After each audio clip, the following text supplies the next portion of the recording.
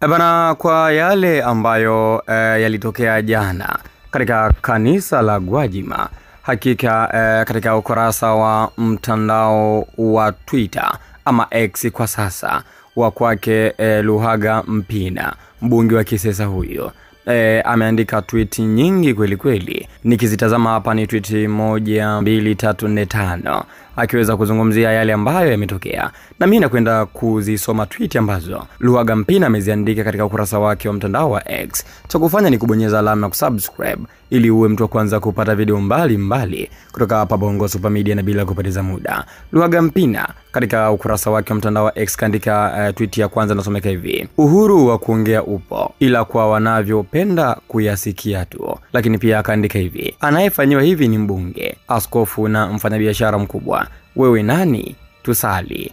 Luhaga Mpina tena akaandika kwamba kumbe imewauma, na pia akaandika kwamba ukweli una tabia moja, kama ukiambiwa na ukaumia basi ni kweli. Sasa tuangalie asemayo Gwajima, yanawauma au la? Hawawezi kusema, ila tutajua kupitia matendo yao kama wanaumia au la.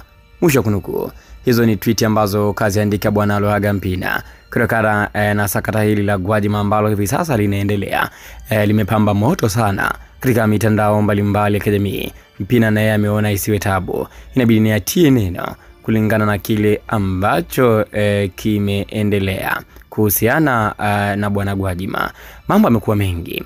Gwajima hivi sasa ni kama yupo katika sintofahamu, hajui ashike lipi, afanye lipi kutokana na kile ambacho kipo kwa sasa, na kanisa lake limefungwa kabisa.